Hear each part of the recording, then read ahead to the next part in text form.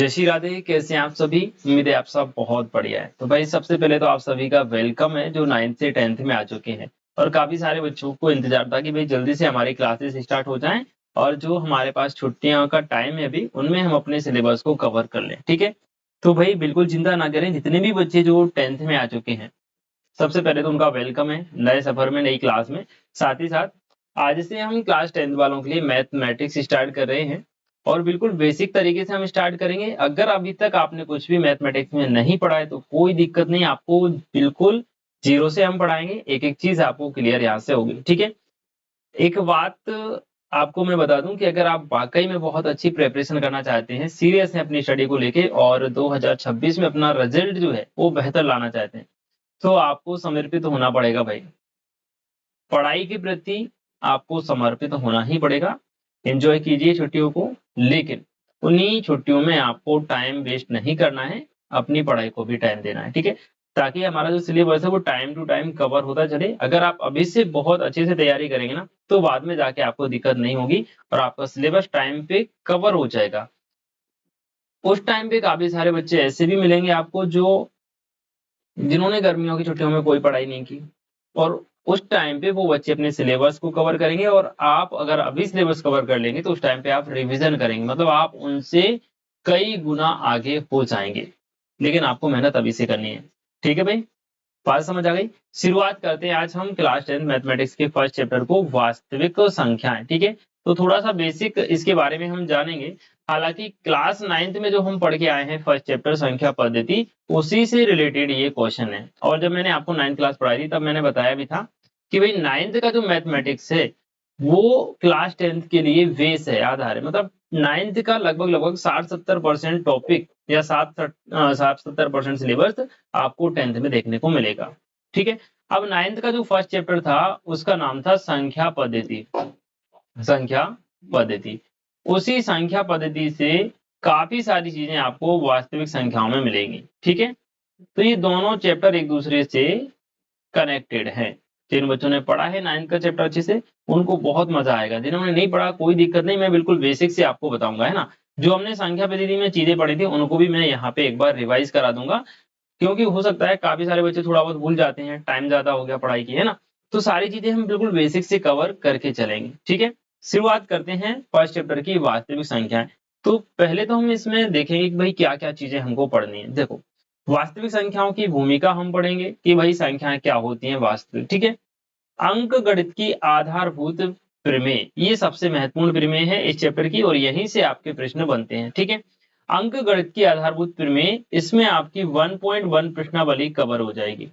प्रश्नावली 1.1 पढ़ने के लिए आपको अंक गणित की आधारभूत प्रमेय पढ़ना है। ठीक है, अपरिमेय संख्याओं का पुनर्भ्रमण, इसमें आपकी कवर हो जाएगी 1.2 प्रश्नावली। ठीक है, और लास्ट में सारांश में जो हम पूरा पढ़ेंगे वो आपको सारांश में मिल जाएगा। ठीक है, अब है क्या, पहले जो सिलेबस था आज से 2 साल पहले, तो उसमें कुछ और भी चीजें इंक्लूड थी, जैसे कि यूक्लिड ज्यामिति, यूक्लिड की प्रमेय या यूक्लिड एल्गोरिथम, वो अब सिलेबस से हटा दी गई। तो हम उस पर चर्चा अभी नहीं करेंगे क्योंकि हमें सिलेबस को ध्यान में रख के अपने जो है पढ़ाई को आगे करना है। ठीक है, तो सिलेबस की चीजें हम यहाँ पर डिस्कस कर रहे हैं। सबसे पहले भूमिका। अब भूमिका मतलब वही है कि भाई वास्तविक संख्याएं क्या होती हैं, वास्तविक संख्याओं से संबंधित बाकी सारी संख्याएं क्या होती हैं। तो एक बार मैं आपको 9th का पूरा रिविजन यहाँ पे करवा देता हूँ ताकि आपको किसी प्रकार की कोई दिक्कत ना आए। देखिए 9th क्लास में हमने पढ़ा था भाई कि प्राकृत संख्याएं क्या होती हैं, पूर्ण संख्याएं, पूर्णांक, वास्तविक, परिमेय, अपरिमेय, भाज्य संख्याएं, अभाज्य संख्याएं। ये ऑलरेडी हम पढ़ चुके हैं, बट एक बार फिर से रिवीजन कर लीजिए ताकि आपको आगे किसी प्रकार की कोई दिक्कत ना आए। ठीक है, देखो प्राकृत संख्याएं क्या होती हैं। प्राकृत संख्याएं जो 1 से लेके शुरू होती हैं और अनंत तक जाती हैं। अनंत का मतलब कभी खत्म नहीं होती, जैसे 1 2 3 4 5 6 7 8 9 10 ऐसे करके ये जितनी भी संख्या होती हैं उनको हम नेचुरल नंबर या प्राकृत संख्याएं कहते हैं। ठीक है भाई, हाँ मैं एकदम से बोले जा रहा हूँ, बीच बीच में आपको कमेंट करके भी बताना है कि चीजें समझ में आ रही हैं या नहीं। ठीक है, कमेंट जरूर करना है, बाकी अपने दोस्तों के साथ क्लास को शेयर भी करें आप लोग। ठीक है, देखो दूसरी संख्याएं क्या होती है, पूर्णांक, पूर्ण संख्याएं। पूर्ण संख्या और प्राकृत संख्या में मात्र 0 का डिफरेंस होता है। जितनी भी हमारी प्राकृत संख्याएं हैं, अगर हम इनमें 0 को ऐड करते हैं, सबसे पहले देखो यहाँ 1 से शुरुआत हुई थी और यहाँ पे शुरुआत किससे हो रही है, 0 से। तो हम अगर 0 को इसमें ऐड कर दें तो यही प्राकृत संख्याएं पूर्ण संख्याओं का रूप ले लेती है। बात समझ गए। तो पूर्ण संख्याएं वे संख्या होंगी जो 0 से शुरू होती हैं और अनंत तक जाती हैं। ठीक, आप देखना पूर्णांक, पूर्णांक का मतलब होता है, यहाँ पे मैंने पूरे नहीं लिखे, ये तो प्लस वाले हो गए, इसमें माइनस की संख्या और ऐड कर लो। पूर्ण संख्याओं में अगर आप माइनस वाली संख्या और ऐड कर लो तो पूर्णांक हो जाएंगे। देखना, इसको मैं यहाँ लिख देता हूँ, जैसे कि -6 हो गया। ये डॉट डॉट आगे इसलिए लगा रहा हूँ क्योंकि माइनस अनंत से शुरू होती है, मतलब जिसमें पूरी की पूरी माइनस वाली संख्याएं जाए, जैसे कि -6, -5, -4, -3, -2, -1, 0, फिर 1, 2, 3, 4 डॉट डॉट डॉट, और यहाँ भी लगेगा डॉट डॉट डॉट, क्योंकि माइनस अनंत से माइनस अनंत से प्लस अनंत के बीच की जितनी भी संख्या होती है उन्हीं को हम पूर्णांक संख्याएं कहते हैं। ठीक है, तो ये सारी संख्या होंगी। अब पूर्णांक में देखना बेटा, प्राकृत संख्याएं भी आ गई और पूर्ण संख्याएं भी आ गई और माइनस वाली भी आ गई। तो जितनी भी प्राकृत संख्याएं हैं वे ऑलरेडी पूर्णांक होंगी, जितनी भी पूर्ण संख्या है वो भी पूर्णांक संख्याएं हो जाएंगी। क्लियर। अब बात करते हैं वास्तविक संख्याओं की। वास्तविक संख्या जो होती हैं ये दो प्रकार की संख्याओं से मिलकर बनती हैं। कौन कौन सी? एक परिमेय संख्याएं और एक अपरिमेय संख्याएं। ठीक है, तो देखो भाई परिमेय संख्याएं, अगला टॉपिक यही है भाई कि परिमेय संख्याएं क्या होती हैं। परिमेय संख्याएं ऐसी संख्याएं होती हैं जिन्हें हम भिन्न के रूप में लिख सकते हैं।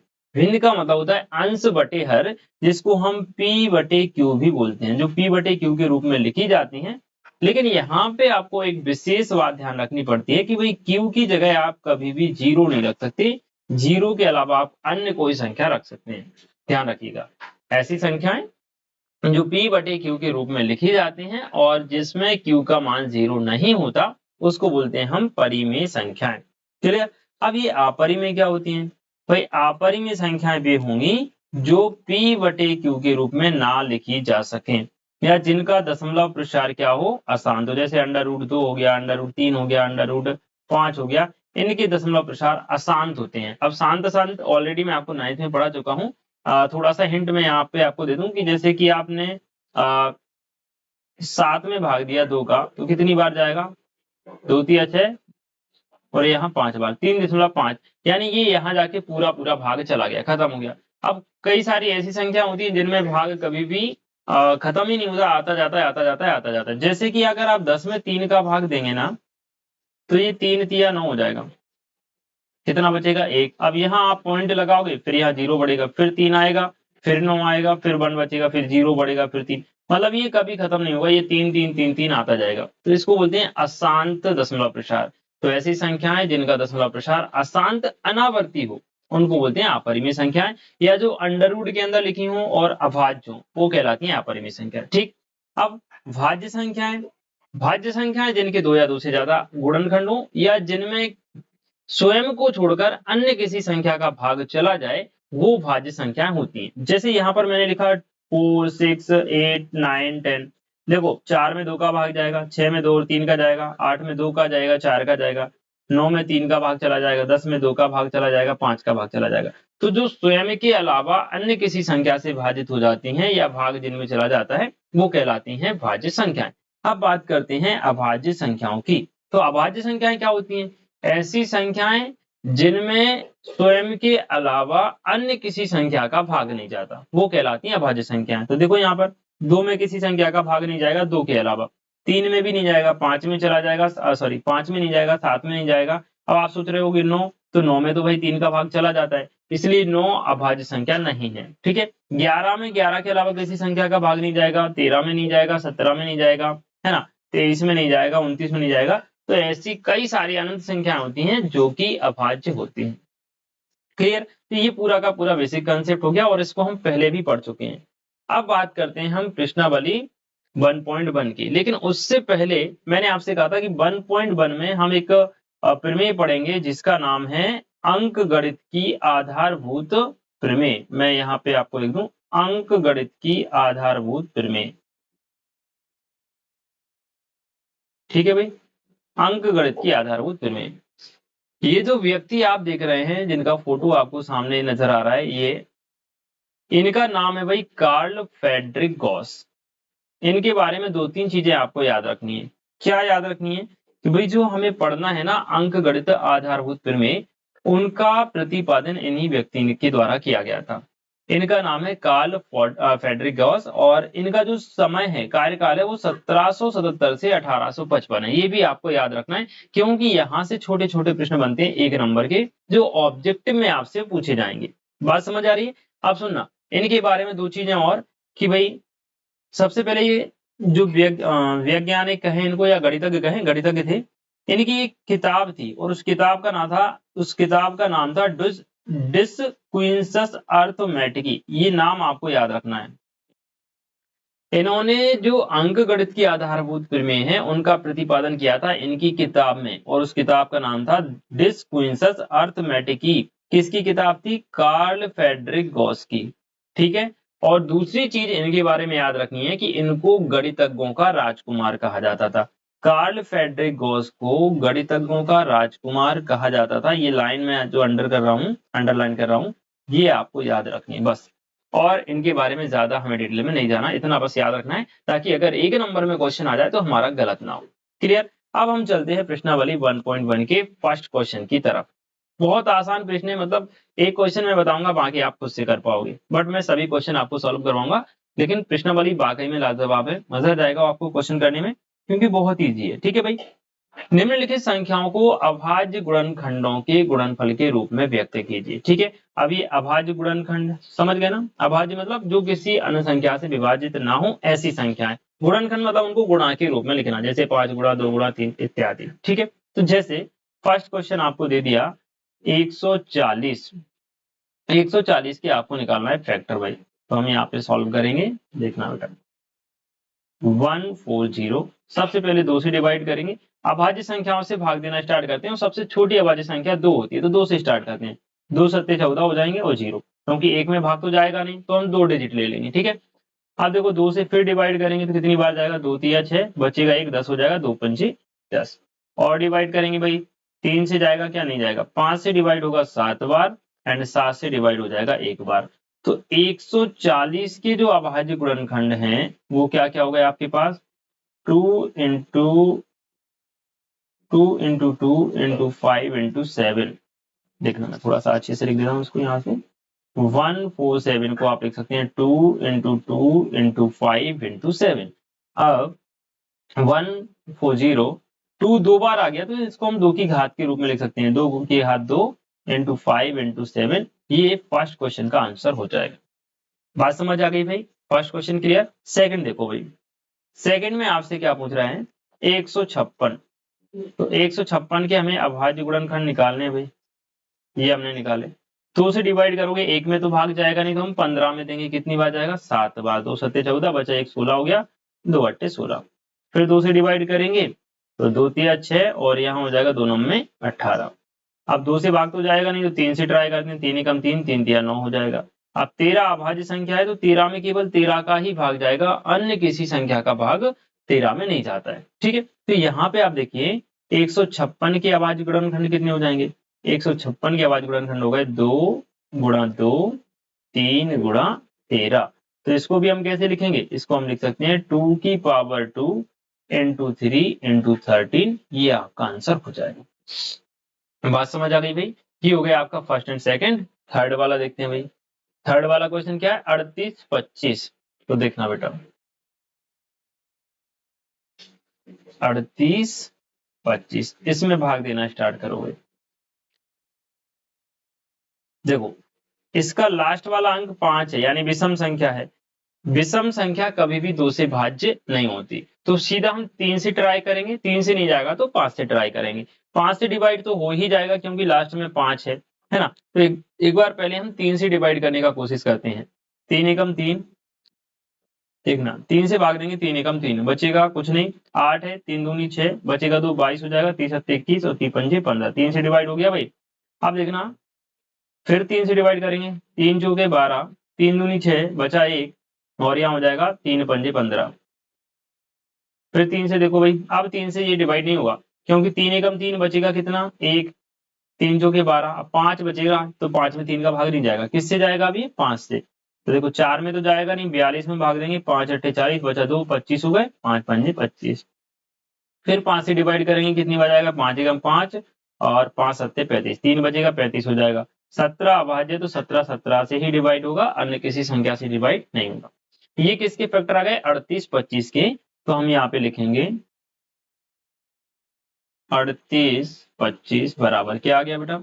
3 गुणा 3 5 गुणा 5 गुणा 17।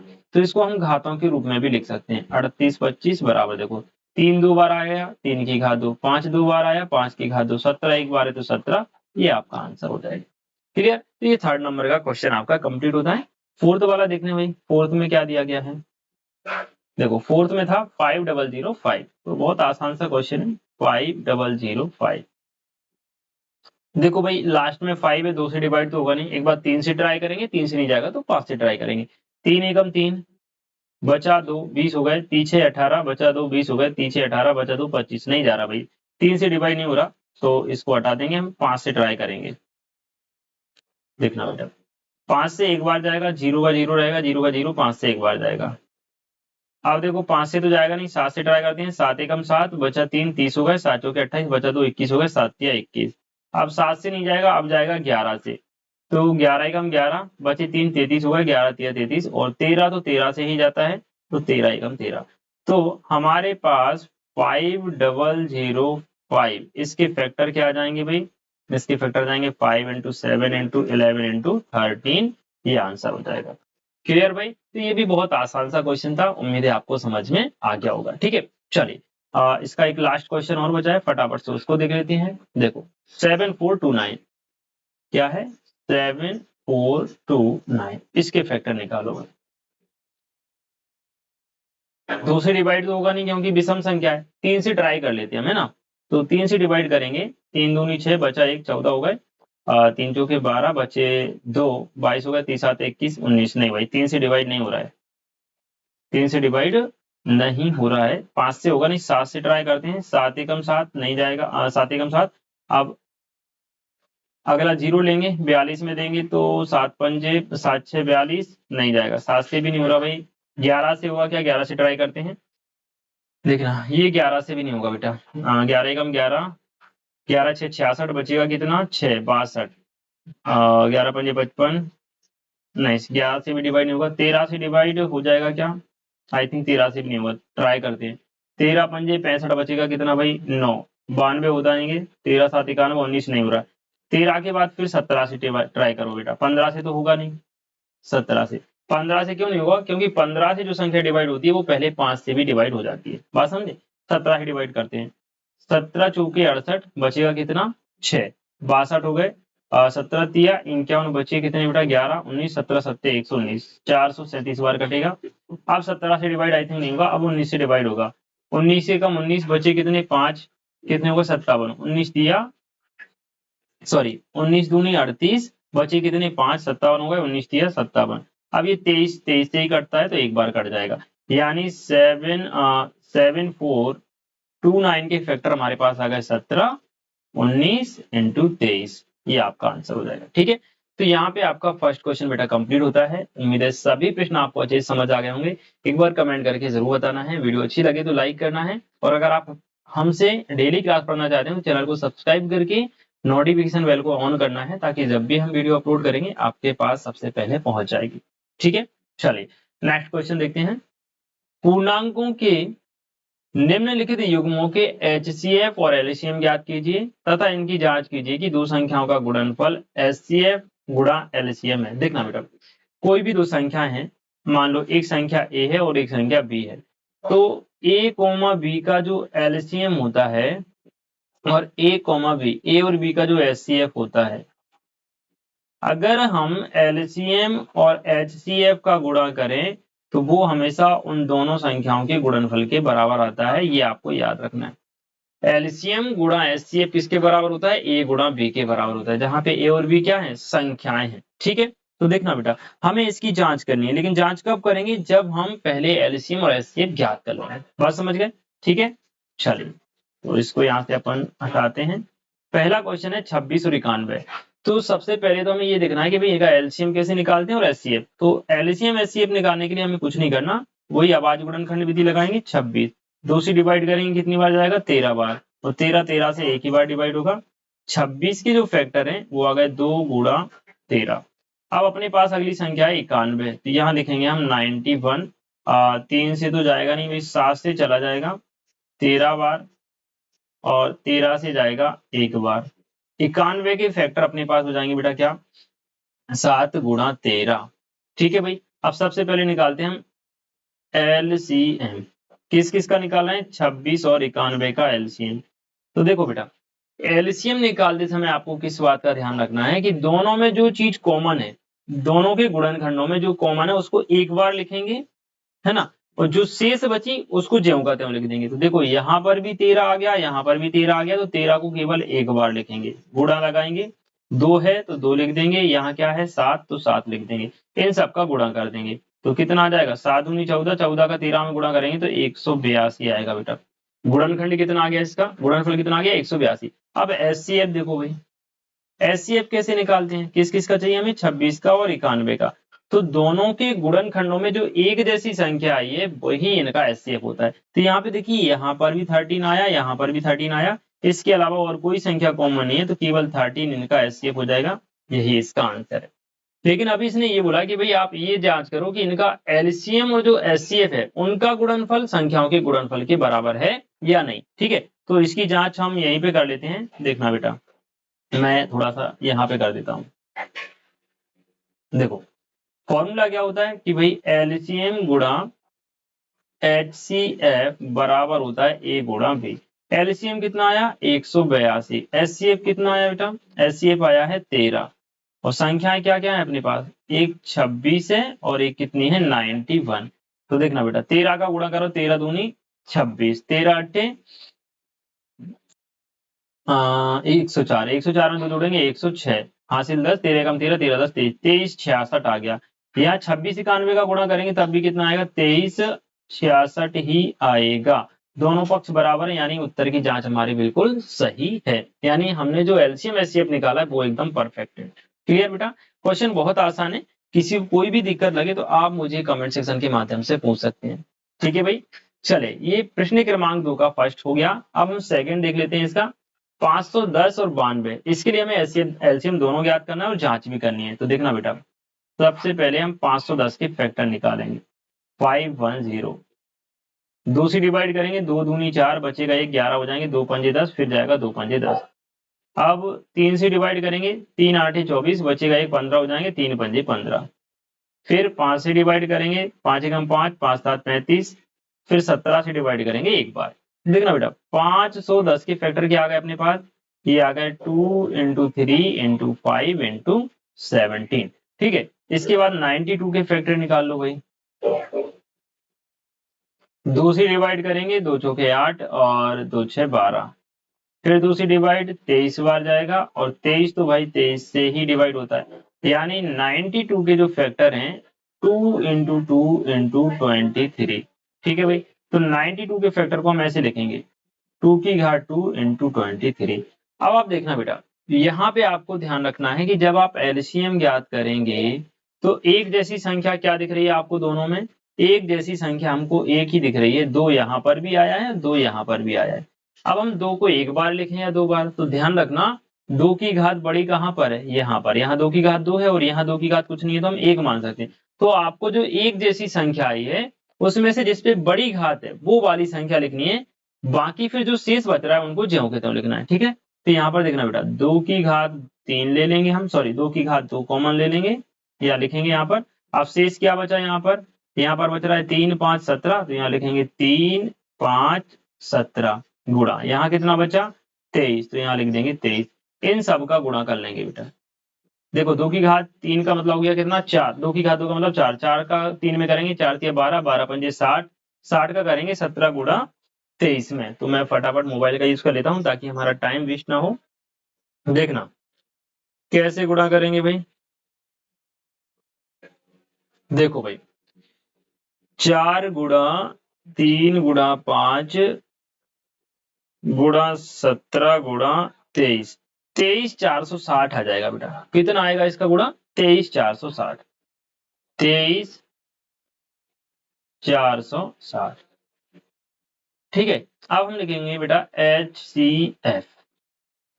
एचसीएफ किसका चाहिए हमें, 510 और 92 का। तो देखना बेटा एचसीएफ में जो संख्या कॉमन आई है ना, वो ही लिखेंगे।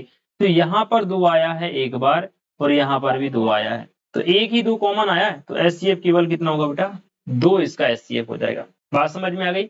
आप जांच लिख दो। आप जांच कैसे करोगे, जांच के लिए फॉर्मूला होता है कि भाई एलसीएम गुणा एचसीएफ बराबर ए गुणा वी। तो एलसीएम कितना आया बेटा, 23,460 गुणा एचसीएफ 2 आया। संख्याएं क्या है भाई, 510 और एक संख्या है 92। इसका गुणा कर दो भाई, 2 का गुणा करोगे 23,460 में तो 0 आएगा, 2 6 12 और 2 6 12 1 13, 2 3 6 और 1 7, 2 2 4 और 1 5। कुछ गड़बड़ सा मुझे क्यों लग रहा है भाई, 23,460 का डबल करना है, 46 कुछ आएगा देखना, 4 2 6 12 है ना, और 2 चौके 8 और 1 9 हो जाएगा, 3 दूनी 6 हो जाएगा, 2 दूनी 46 920 हो जाएगा। यहाँ पर भी आएगा बेटा 46 920, ये आंसर हो जाएगा। ठीक है बेटा, तो दोनों का जो मान है दोनों तरफ बराबर आ रहा है, यानी हमने जो एलसीएम एचसीएफ निकाले एकदम परफेक्ट है, एकदम सही है। उम्मीद है ये क्वेश्चन भी आप लोग समझ चुके होंगे। एक बार कमेंट सेक्शन में जरूर आपको बताना है कि हाँ सर समझ गए। कोई भी दिक्कत लगे आप मुझे कमेंट के माध्यम से पूछ सकते हैं। ठीक है, बाकी टेलीग्राम ग्रुप को सभी बच्चे ज्वाइन कर लें, जो भी अपडेट होती है पीडीएफ वगैरह होते हैं वो सब हम टेलीग्राम ग्रुप पे आपके लिए सेंड कर देते हैं। ठीक है जी, चलो भाई, तो ये हो गया आपका सेकंड क्वेश्चन। एंड एक लास्ट क्वेश्चन बचा है, उसको और देख लेते हैं भाई। 336 और 54 का एलसीएम एचसीएफ निकालना है। तो देखो भाई 336 इसको आप डिवाइड करेंगे यार, देखो 336 2 से डिवाइड करो, एक बार जाएगा, 6 बार जाएगा, 8 बार जाएगा। देखो 2 एकम 2 बचा 1, तो 6 12 बचा 1 16, 2 8 16, 2 से डिवाइड करेंगे, 2 8 16, 2 चौके 8, फिर 2 से डिवाइड करेंगे, 2 चौके 8 और 2 दूनी 4, फिर 2 से डिवाइड करेंगे, 2 दूनी 4, 2 एकम 2 21 आ गया। 3 से डिवाइड करेंगे, 3 7 21, 7 7 से डिवाइड होगा एक बार, यानी कि 336 के एचसीएफ क्या आ गए, 2 2 2 2 2 आया कितनी बार, 1 2 3 4 बार, फिर आया 3, फिर आया 7, 3 इंटू 7। तो इसको हम ऐसे लिख सकते हैं 3 3 6 2 की घात 4 गुणा 3 गुणा 7। यहाँ पर देखिए 54 के फैक्टर निकालो बेटा। 54 के फैक्टर कैसे निकालोगे, 2 से डिवाइड करो। सबसे पहले 2 से डिवाइड करेंगे, 2 दूनी 4, 2 सत्ते 14, 7 है ये, है ना। अब 7 किससे होगा, 3 से, 3 नम्बे 27, 3 तिया 9, 3 एकम 3। तो 54 के जो फैक्टर हैं वो आ गए 2 गुणा 3, कितनी बार आया 3, तो 3 की घात 3। ठीक है, ये आपके पास क्या होगा बेटा, गुणनखंड होगा इसकी। बात समझ में आ गई। इसको एक बार आप ऐसे भी लिख लो गुणा करके, 3 गुणा 3 गुणा 3। अब की बार में घात के रूप में लिख देंगे, 2 गुणा 3 की घात 3। अब आप देखो बेटा एलसीएम निकालो। सबसे पहले एलसीएम में मैंने आपको क्या बताया कि जो सबसे कॉमन चीजें हैं उसकी बड़ी घात लिखेंगे, बाकी जो शेष चीजें बच रही हैं वो ज्यों के त्यों लिखेंगे। तो यहाँ देखो बेटा इसमें कितना आया है, 2 की घात 4, यहाँ भी 2 है और यहाँ भी 2 है। 2 की बड़ी घात कितनी है, 4, तो 2 की घात 4 गुणा, यहाँ कितना है 3, यहाँ पर 3 की घात कितनी है 3, तो बड़ी वाली घात लिखेंगे 3 की घात 3। अब शेष यहाँ पर 7 बचा, यहाँ कुछ नहीं बचा तो लिख देंगे 7। इन सबका मल्टीप्लाई कर लेंगे तो एलसीएम देखना, 2 की घात 4 का मतलब होता है बेटा 16, 3 की घात 3 का मतलब होता है 27। तो 16 गुणा करेंगे 27 और गुणा करेंगे 7, ये आ जाएगा 324। कितना आ जाएगा बेटा, 3024। ये क्या आ गया, ये आ गया बेटा इसका एलसीएम निकल करके। अब आपको निकालना है इसका एचसीएफ, तो एचसीएफ यहाँ निकालो। एचसीएफ में केवल जो चीज कॉमन है वो लिखनी है। तो देखना बेटा इसके गुणनखंडों में 2 आया, इसके गुणनखंडों में भी 2 आया, 2 आया तो 2 लिख दिया। इसके गुणनखंड में 3 आया, इसके गुणनखंड में भी 3 आया, तो यहाँ 3 लिख दिया। 3 दूनी कितना हो गया 6, एचसीएफ कितना आ गया बेटा 6 आ गया। बात समझ में आ गई। तो ये तो हो गया एलसीएम और एचसीएफ। अब हमें जांच करनी है कि भाई इनके एलसीएम और एचसीएफ का जो गुणनफल है वो दोनों संख्याओं के गुणनफल के बराबर है या नहीं। तो इसके लिए अपन नेक्स्ट पेज पर आ जाते हैं। चलो कहाँ चले, यहीं पे देख लो भाई। ठीक है, इसको अभी रहने देना, यहाँ देखो। तो हम लिखेंगे एलसीएम गुणा एचसीएफ बराबर ए गुणा बी। तो देखना बेटा एलसीएम कितना आया 3024, एचसीएफ 6 आया, ए का मान था 510 और बी का मान था 54। तो देखना 6 का 4 में गुणा करेंगे, 6 चौके 24, 6 दूनी 12 और 2 14 और 6 तिया 18, 18 144 हो गया। ये भी कितना आएगा बेटा 18 144 आएगा। 6 चौके 24, 6 दूनी 12 और 2 14, है ना, और 6 तिया 18। ठीक है, बिल्कुल ये आपका राइट आंसर हो जाएगा, दोनों पक्षों का मान बराबर आ जाएगा। ठीक है, तो यहाँ पे बेटा प्रश्न क्रमांक 1 मैंने आपको कंप्लीट करवाया, प्रश्न क्रमांक 2 कंप्लीट करवाया, और इसका जो बेसिक कॉन्सेप्ट है वो भी हमने समझ लिया। वीडियो ज्यादा बड़ी हो जाएगी, इसलिए मैं इस क्वेश्चन को यहीं पे एंड कर रहा हूँ। प्रश्न क्रमांक 1 और 2 कंप्लीट हो गए, बाकी जो प्रश्न है ना 3 4 5 6 7 वो हम कल की क्लास में आपको कवर करवा देंगे। उम्मीद है बच्चों आज की इस क्लास से आपको काफी ज्यादा हेल्प मिली होगी। कमेंट करके जरूर बताना है वीडियो कैसी लगी। मिलते हैं नेक्स्ट वीडियो में अगले क्वेश्चंस के साथ, तब तक के लिए खुश रहें, मस्त रहें, बाकी पढ़ते रहें। जय हिंद।